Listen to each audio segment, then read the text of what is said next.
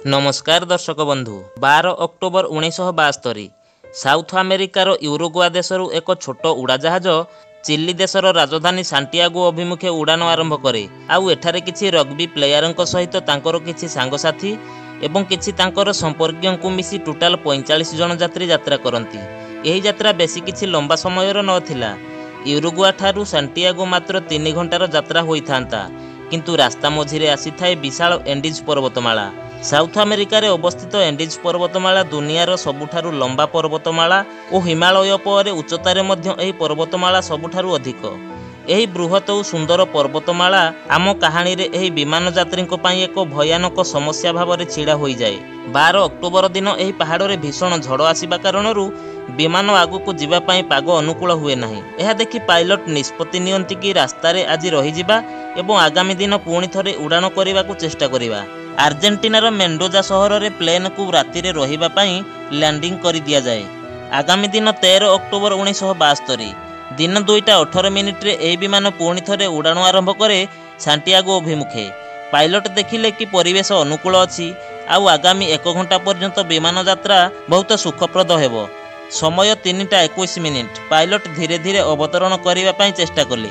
एही प्लेन निजर लक्ष्यस्थल सांटियागो रे पहुँचीबा पई अग्रसर हेउथिला, किंतु एबे भी पर्वतमाला उपरे थिला, कारण सहर पाखरे उच्चा उच्चा पहाड़ मान दंडायमान थिला।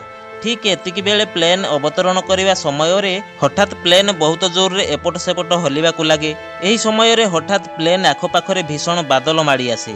चारिआडे खाली बादल ही बादल, किछि कुआडे देखा जाए नाही। अचानक प्लेन रो अलार्म बाजी उठे एवं वार्निंग लाइट मध्य जଳି उठे। केही किछि बुझी पारु नथिले कि एमिति काहेकि हेउअछि। किछि क्षण पर देखा जाए कि बादल धीरे धीरे कमिबारे लागिलानी आउ पाग अनुकूल हेबाकु आरंभ कला, किंतु प्लेन आगरे पहाड़र एक विशाल अंश अल्प दूर रे अछि। एहा देखि पायलट आतंकित होई विमान को हठात ऊपर को उठेबा पई चेष्टा करंती। एयरक्राफ्ट रो ग्राउंड कोलिशन अलार्म बहुत जोर रे बाजिबाकु लागे। पायलट निजर मैक्सिमम पावर लगाई दियंती प्लेन को उच्चता हासिल करिया पई। से पहाड़र शिखर उपरे निजको बंचई जीवा पई बहुत चेष्टा करा जाउथिला, किंतु अवशोष बहुत विलंब हो सारिथिला। उड़ाजाहाज ऊपर को उठिबा समय रे प्लेन रो पछर शेष भाग पर्वत शिखर रे पिटी होई प्लेन थारु विच्छिन्न होई खंड विखंडित हो जाए। प्लेन रो पछरे जेउ 2टी सीट थिला ताहा मध्य ता सहित बाहर को उड़ी जाए एवं 3 जन पैसेंजर एहा सहित बाहर को जाई केउठी विलीन होई गले। आउ किछि क्षण पई एही प्लेन ऊपर को उठी जाई हठात निम्नगामी हेबाकु लागे। किछि क्षण पर आउ एक दुर्घटना, प्लेन रो लेफ्ट विंड पहाड़ रे पिटी होई भांगी जाए। एहा द्वारा आउ किछि पैसेंजर ता सहित बाहर को उड़ी जाई तळे खसी पड़ंती। आउ एबे केवल प्लेन रो फ्रंट पोर्शन बाकी थिला, आउ ताहा जाई एक बरफ खंड उपरे पड़े। घंटा प्रति 350 किलोमीटर स्पीड रे एहा बरफ उपरे स्लाइड करी शेष रे 700 मीटर तळकू आसी एक जगह रे धक्का खाई अटकी जाए। प्लेन रे सब किछि ध्वस्त विध्वस्त होई गला। पैसेंजर सीट गुड़िक प्लेन रो बेस रु बाहरी अलगा हो जाए। प्लेन रो कॉकपिट संपूर्ण भाव में क्रैश हो जाए एवं 2 जन पायलट सही स्थान रे ही मृत्युवरण करती। एही प्लेन एबे एंडीज पहाड़र एक अजणा जगार 3570 मीटर उच्चतार एक जगार भग्न अवस्था पड़ी रहे। किंतु आश्चर्यर कथा है प्लेन रे थिबा 45 जन यात्री मध्यरु 33 जन एबे भी बंचिछंती। बास समस्या एहा जे सेमानंको मध्यरु केतेक गुरुतर अवस्था रे अछंती, किंतु सेमाने जानती नहीं जे एबे सेमाने केउठी अछंती। जना पड़े कि एही प्लेन निजर प्लान रूट रु 80 किलोमीटर विपथगामी होई अछि। बंधुगण, एही सर्वाइवर हृदय विदारक असल कहानी एही ठारू ही आरंभ हुए।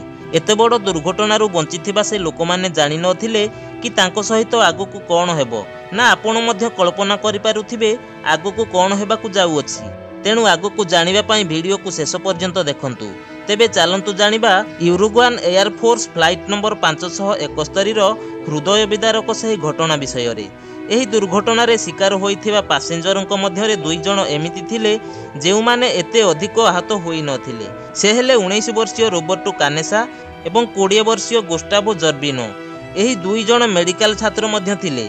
तेणु से आउ डेरी न करी तुरंत लागि पड़िले सही काम रे जे केते जन बंचिछंती आउ केउ भली अवस्था रे अछंती आउ सेमानकु की प्रकार रो सहाय्य करा जाई पारे। सेमानक मध्यरु केतक गुरुतर अवस्था रे मध्य थिले। सेमानक मध्यरु जणे ଖପୁରୀ ଭାଙ୍ଗିଯିବା କାରଣରୁ କୋମା ଅବସ୍ଥାରେ ମଧ୍ୟ ଅଛନ୍ତି। ସେ ମେଡିକାଲ ଛାତ୍ରଦ୍ୱୟ ଯଥାସମ୍ଭବ ପ୍ରୟାସ କଲେ ସେମାନଙ୍କୁ ସୁସ୍ଥ କରିବା ପାଇଁ। ଅନ୍ୟପଟେ ଏହି ପ୍ଲେନ୍ ନିଖୋଜ ହେବାର 1 ଘଣ୍ଟା ମଧ୍ୟରେ Chilean air search and rescue service ପାଖରେ ସୂଚନା ପହଞ୍ଚିଯାଏ। 4ଟି ହେଲିକପ୍ଟରକୁ ପଠାଯାଏ ଏହି ନିଖୋଜ ବିମାନର ଯାତ୍ରୀମାନଙ୍କୁ ଉଦ୍ଧାର କରିବା ପାଇଁ। କିନ୍ତୁ ସନ୍ଧ୍ୟା ପର୍ଯ୍ୟନ୍ତ ଖୋଜାଖୋଜି କରି ତାର କୌଣସି ସନ୍ଧାନ ନ ପାଇ ବିଫଳ ହୋଇ ଫେରି ଆସିଲେ 4ଟି ଉଦ୍ଧାରକାରୀ ହେଲିକପ୍ଟର। ପ୍ରୋବ୍ଲେମ୍ ଏହା ଥିଲା ଯେ ଦୁର୍ଘଟଣାଗ୍ରସ୍ତ ବିମାନର ଧଳା ରଙ୍ଗର ଥିଲା ଏବଂ ତାହା ବରଫାବୃତ ଅଞ୍ଚଳରେ ପଡ଼ିଥିଲା। ତେଣୁ ଧଳା ରଙ୍ଗର ବିମାନ ସହିତ ବରଫର ରଙ୍ଗ ଧଳା ହୋଇଥିବାରୁ ତାକୁ ଖୋଜିବା ଏତେ ସହଜ କାମ ନଥିଲା। 13 ଅକ୍ଟୋବର ରାତି ଜୀବିତ ଥିବା ପାସେଞ୍ଜରମାନେ ବହୁତ ଆଶାବାଦୀ ଥିଲେ କି ବାସ୍ ଆଜି ଗୋଟିଏ ରାତି କୌଣସି ପ୍ରକାରେ ବରଫାଞ୍ଚଳର ଏହି ଥଣ୍ଡା ପାଗକୁ କୌଣସି ପ୍ରକାରେ ଅତିବାହିତ କରିଦେଲେ ଆସନ୍ତାକାଲି କେହି ନା କେହି ତାଙ୍କୁ ଏହି ବିପଦରୁ ରକ୍ଷା କରିନେବ। ଇତିମଧ୍ୟରେ ଅତ୍ୟଧିକ ଥଣ୍ଡା ହେତୁ 33 ଜଣ ଜୀବିତ ପାସେଞ୍ଜରଙ୍କ ମଧ୍ୟରୁ 5 ଜଣ ମୃତ୍ୟୁ ମୁଖରୁ ବଞ୍ଚିପାରିଲେ ନାହିଁ। ଆଉ ଜୀବିତ ଥିବା 28 ଜଣ ପାସେଞ୍ଜର କୌଣସି ପ୍ରକାରେ ଲଗେଜର ସାମାନ, ପ୍ଲେନ୍ର ଖଣ୍ଡ ବିଖଣ୍ଡିତ କିଛି ଅଂଶକୁ ବ୍ୟବହାର କରି ପ୍ଲେନ୍ର ପଛଭାଗକୁ ବନ୍ଦ କରି ଥଣ୍ଡା ଦାଉରୁ ରକ୍ଷା ପାଇବା ପାଇଁ ଚେଷ୍ଟା କଲେ। ଆଗାମୀ ଦିନ 14 ଅକ୍ଟୋବର 1972 ଆର୍ଜେଣ୍ଟିନା, ଚିଲି ଏବଂ ୟୁରୁଗୁଆର 11ଟି ଭିନ୍ନ ଭିନ୍ନ ଉଡ଼ାଜାହାଜ ସର୍ଚ୍ଚ ଅପରେସନ ପାଇଁ ଲାଗି ପଡ଼ନ୍ତି। ସେମାନେ ଯେଉଁ ଏରିଆ ଚୁଜ୍ କରିଥିଲେ ଠିକ୍ ଥିଲା, ତଥାପି ସେମାନେ ଏହି ଦୁର୍ଘଟଣାଗ୍ରସ୍ତ ବିମାନକୁ ଖୋଜିବାରେ ଅସମର୍ଥ ଥିଲେ। ଆହତ ଯାତ୍ରୀମାନେ ଚେଷ୍ଟା କଲେ କି ତାଙ୍କ ପାଖରେ ଥିବା ସୁଟକେସ୍ର ବ୍ୟବହାର କରି ଏକ ବଡ଼ କ୍ରସ୍ ଆକୃତିର ବନାଗଲେ ରେସ୍କ୍ୟୁ ଏୟାରକ୍ରାଫ୍ଟ ସେମାନଙ୍କୁ ସହଜରେ ଦେଖିପାରିବେ, କିନ୍ତୁ ତାହା ମଧ୍ୟ କାମ କଲା ନାହିଁ। ସେମାନେ ସେଦିନ ଦେଖିବାକୁ ପାଇଲେ 1 କିମ୍ବା 2 ନୁହେଁ, ବରଂ 3ଟି ଉଡ଼ାଜାହାଜ ଦୁର୍ଘଟଣାଗ୍ରସ୍ତ ଅଞ୍ଚଳ ଉପରେ ଉଡ଼ାଣ କରିଥିଲେ, କିନ୍ତୁ ଦୁର୍ଘଟଣା ପ୍ଲେନ୍କୁ ଚିହ୍ନଟ କରିପାରିଲେ ନାହିଁ। ସେହିଦିନ ମଧ୍ୟ ଏହି ପ୍ରୟାସରେ ବିତିଯାଏ। ଏମିତି ଦୁର୍ଘଟଣାର 3 ଦିନ ପରେ 16 ଅକ୍ଟୋବର ଦିନ ଫର୍ଣ୍ଣାଣ୍ଡୋ ପାରାଡୋ କୋମାରୁ ଉଠନ୍ତି। ଆଉ ଯେମିତି ତାଙ୍କର ହୋସ ଆସେ, ସେ ଦେଖିବାକୁ ପାଆନ୍ତି କି ତାଙ୍କର ମା ଦୁର୍ଘଟଣାରେ ମୃତ୍ୟୁବରଣ କରିଛନ୍ତି ଏବଂ ତାଙ୍କର 19 ବର୍ଷୀୟ ଭଉଣୀ ଅତି ଗୁରୁତର ଅବସ୍ଥାରେ ମୃତ୍ୟୁ ସହିତ ସଂଗ୍ରାମ କରୁଛନ୍ତି। ପାରାଡୋ ବହୁତ ଚେଷ୍ଟା କରନ୍ତି ତାଙ୍କ ଭଉଣୀକୁ ବଞ୍ଚାଇ ରଖିବାକୁ। ଆଉ ବିଡ଼ମ୍ବନାର ବିଷୟ, ଦୁର୍ଘଟଣାର 8ମ ଦିନରେ ତାଙ୍କ ଭଉଣୀର ମୃତ୍ୟୁ ହୋଇଯାଏ।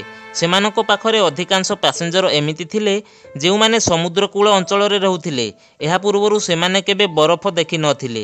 ଆଉ ହଠାତ୍ -30 ଡିଗ୍ରୀ ସେଲସିୟସରେ ଅଧିକ ଉଚ୍ଚତାରେ ଉପଯୁକ୍ତ ଖାଦ୍ୟ ପାନୀୟ ବିନା ସେମାନେ ବହୁତ କଷ୍ଟରେ ସମୟ କାଟୁଥିଲେ। 21 ଅକ୍ଟୋବର 1972 ଦୁର୍ଘଟଣାର 8ମ ଦିନ ପରେ ସର୍ଚ୍ଚ ରେସ୍କ୍ୟୁ ଟିମ୍ ସର୍ଚ୍ଚ ଅପରେସନକୁ ବନ୍ଦ କରିଦିଅନ୍ତି।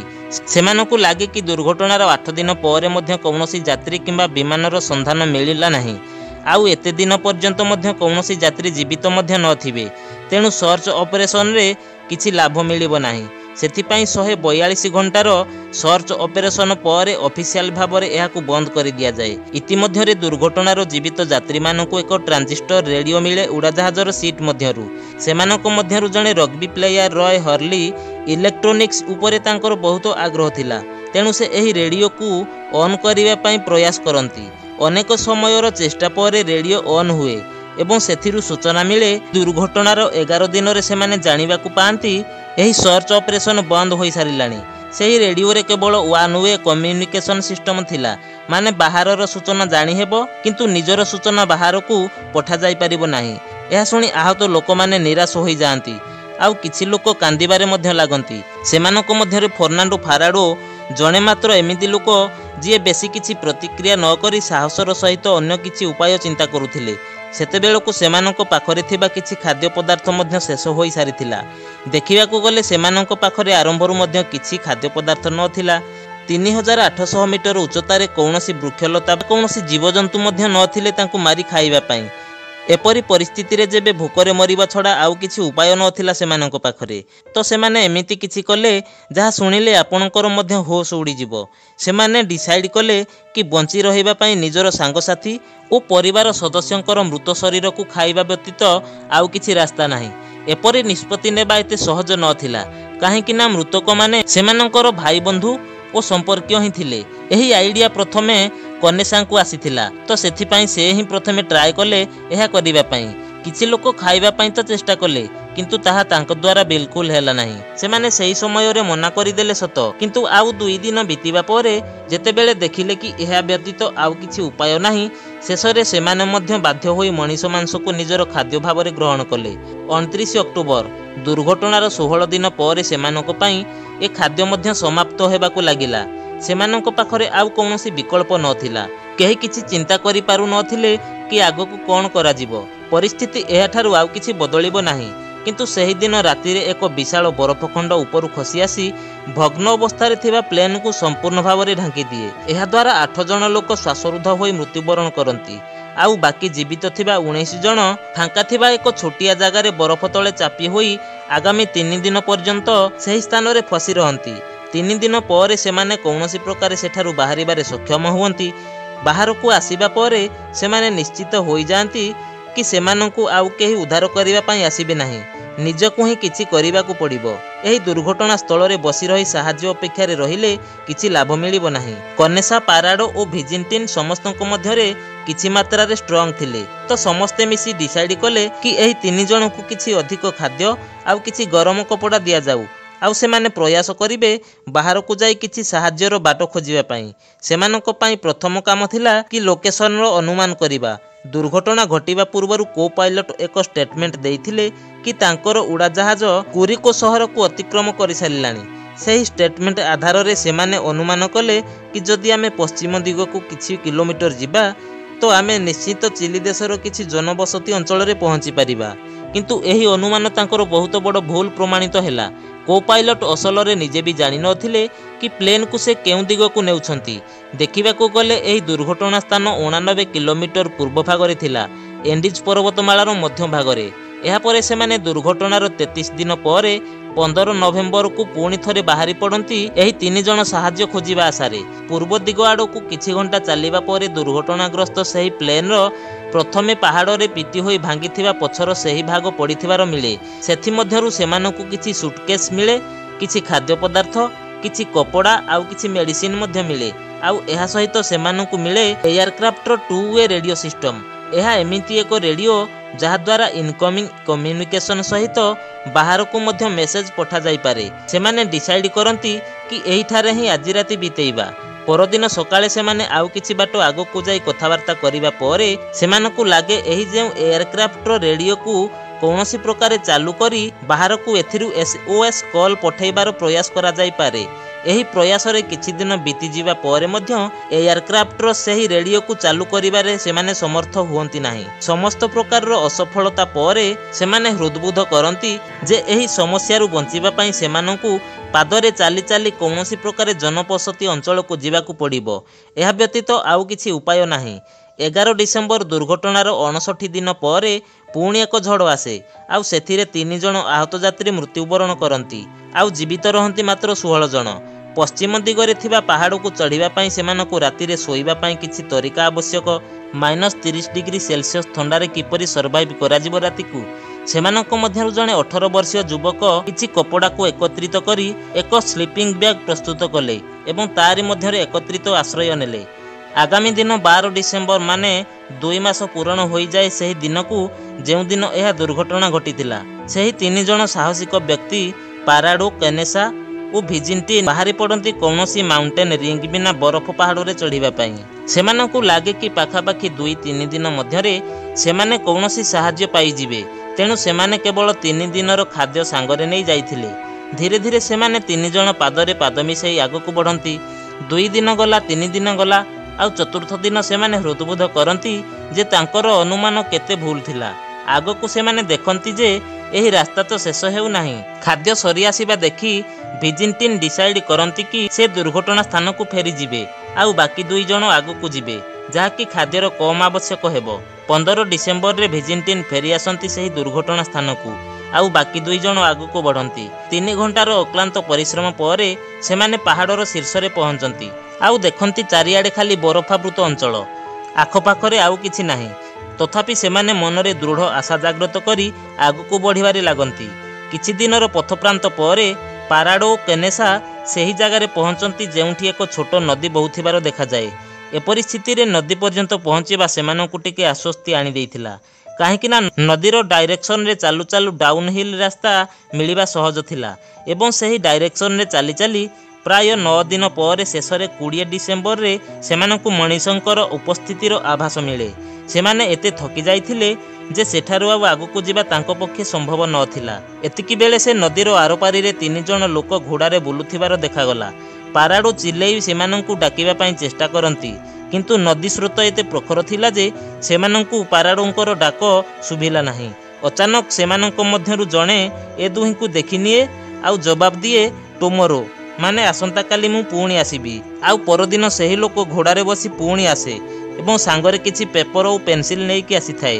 ସେ ସେହି ପେପର ଓ ପେନସିଲକୁ ଏକ ପଥରରେ ସୂତା ସାହାଯ୍ୟରେ ଗୁଡ଼େଇ ନଦୀର ଅପର ପାର୍ଶ୍ୱକୁ ଫିଙ୍ଗିଦିଏ। ପାରାଡୁଙ୍କୁ ପ୍ରଥମ ଥର ସୁଯୋଗ ମିଳେ ନିଜର ସନ୍ଦେଶ ବାକି ଦୁନିଆ ଆଗରେ ପହଞ୍ଚାଇବା ପାଇଁ। ପାରାଡୁ ସେହି ପେପରରେ ସ୍ପେନିଶ ଭାଷାରେ ଲେଖନ୍ତି, ମୁଁ ୟୁରୁଗୁଆନରୁ ଆସିଅଛି। ଆମେ 10 ଦିନ ହେଲା ପାଦରେ ଚାଲୁଅଛୁ।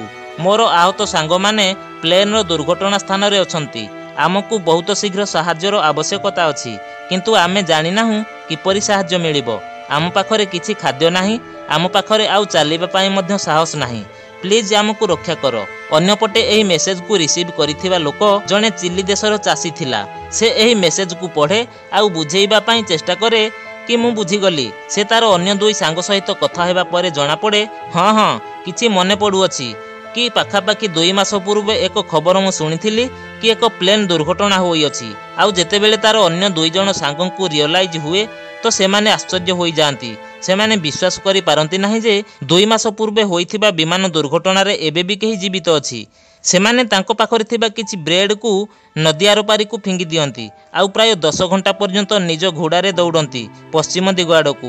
ସେମାନେ ସେ ଜନବସତି ଅଞ୍ଚଳରୁ ବହୁତ ଦୂରରେ ଥିଲେ ଏବେ ବି। ଶେଷରେ ଯେବେ ସେ ପାଖ ସହରରେ ପହଞ୍ଚନ୍ତି, ପ୍ରଥମେ ଆର୍ମି କମାଣ୍ଡଙ୍କ ପାଖରେ ଏହି ଖବର ଜଣାନ୍ତି ଏବଂ ପରେ ସାଣ୍ଟିଆଗୋ ଆର୍ମି ହେଡକ୍ୱାର୍ଟର୍ସକୁ ମଧ୍ୟ ଏହି ଖବର ଜଣାଯାଏ। ଇତିମଧ୍ୟରେ ତାଙ୍କର ଅନ୍ୟ 2 ଜଣ ସାଙ୍ଗ କନେସା ଓ ପାରାଡୁଙ୍କୁ ନିଜର ଘୋଡ଼ା ସାହାଯ୍ୟରେ ଲୋସ୍ ମେଣ୍ଟେନେନ୍ସ ସହରକୁ ଅଣାଯାଏ, ଯେଉଁଠାରେ ତାଙ୍କୁ ଶେଷରେ କିଛି ରେଷ୍ଟ ମିଳେ। ଜଣାପଡ଼େ କି ନିଜର ଦୃଢ଼ ଇଚ୍ଛାଶକ୍ତି ବଳରେ 10 ଦିନ ହେଲା ପାରାଡୁ ଓ କେନେସା 61 କିଲୋମିଟର ପର୍ଯ୍ୟନ୍ତ ନିଜର ପାଦରେ ଚାଲି ଚାଲି ସାହାଯ୍ୟ ଖୋଜିଛନ୍ତି। ଏହି ହୃଦୟ ବିଦାରକ କାହାଣୀ ସତ କହିବାକୁ ଗଲେ ଏକ ଅବିଶ୍ୱସନୀୟ ଘଟଣା ଥିଲା। ଚିଲିର ଏୟାରଫୋର୍ସ 3ଟି ହେଲିକପ୍ଟର ପଠାଏ ରେସ୍କ୍ୟୁ କରିବା ପାଇଁ। ଆର୍ମି ଅଫିସର କେନେସା ଓ ପାରାଡୁଙ୍କୁ ଇଣ୍ଟରଭ୍ୟୁ କରନ୍ତି କି ସଠିକ୍ ଲୋକେସନକୁ ଜାଣିବା ପାଇଁ। ପାରାଡୁ ନିଜ ସହିତ ପାଇଲଟଙ୍କର ଫ୍ଲାଇଟ୍ ଚାର୍ଟକୁ ନେଇକି ଆସିଥିଲେ। ଆର୍ମି ଅଫିସର ତାଙ୍କୁ ହେଲିକପ୍ଟରରେ ନେଇକି ଯାଆନ୍ତି ଯେପରି ଦୁର୍ଘଟଣା ସ୍ଥାନରେ ସହଜରେ ପହଞ୍ଚି ହେବ। ଆଉ ତାଙ୍କ ସାହାଯ୍ୟରେ ଦୁର୍ଘଟଣା ସ୍ଥଳରେ ବାକି ଥିବା ଜୀବିତ ଲୋକମାନଙ୍କର ଲୋକେସନ ଶେଷରେ ଜଣାପଡ଼େ ଆର୍ମି କମାଣ୍ଡରଙ୍କୁ। 22 ଡିସେମ୍ବର 1972 ମାନେ 70 ଦିନ ପରେ 2ଟି search and rescue helicopter finally ପହଞ୍ଚେ ଜୀବିତ ଥିବା ଦୁର୍ଘଟଣାଗ୍ରସ୍ତ ବିମାନ ଯାତ୍ରୀଙ୍କ ପାଖରେ ତାଙ୍କର ଜୀବନ ବଞ୍ଚାଇବା ପାଇଁ। ସର୍ବମୋଟ 16 ଜଣ ସର୍ଭାଇଭରଙ୍କୁ ଏଠାରୁ ରେସ୍କ୍ୟୁ କରାଯାଏ, କିନ୍ତୁ ସେମାନଙ୍କର ଅବସ୍ଥା ଅତ୍ୟନ୍ତ ଗମ୍ଭୀର ଥିଲା। ପର ଅବସ୍ଥାରେ ସେମାନେ ସମସ୍ତେ ସୁସ୍ଥ ହୁଅନ୍ତି। ଏହି କାହାଣୀ ଆପଣଙ୍କ ସାମ୍ନାକୁ ଆଣିବାର ଉଦ୍ଦେଶ୍ୟ ବିଶ୍ୱାସକୁ ନେଇ। ଯଦି ଆପଣ ଦୃଢ଼ ଇଚ୍ଛାଶକ୍ତି ଓ ବିଶ୍ୱାସ ବଳରେ କିଛି କରିବା ପାଇଁ ସ୍ଥିର କରନ୍ତି ଆଉ ଆପଣଙ୍କ ପାଖରେ ଦୃଢ଼ ବିଶ୍ୱାସ ଅଛି, ତ ଦୁନିଆର ଏମିତି କିଛି ନାହିଁ ଯାହା ଅସମ୍ଭବ। ଆପଣ ଚାହିଁଲେ ଏମିତି ଜିନିଷ ହାସଲ କରିପାରିବେ ଯାହା ଆପଣ କେବେ ସ୍ୱପ୍ନରେ ମଧ୍ୟ କଳ୍ପନା କରିନଥିବେ। ଭିଡ଼ିଓଟି ଭଲ ଲାଗିଥିଲେ ଗୋଟିଏ ଲାଇକ୍ ଓ ସେୟାର କରି ଚ୍ୟାନେଲକୁ ସବସ୍କ୍ରାଇବ୍ କରିବାକୁ ଭୁଲିବେ ନାହିଁ। ଆଜି ପାଇଁ ଏତିକି। ପୁଣି ଦେଖାହେବ ଆଉ ଏକ ନୂଆ ଭିଡ଼ିଓରେ। ଧନ୍ୟବାଦ।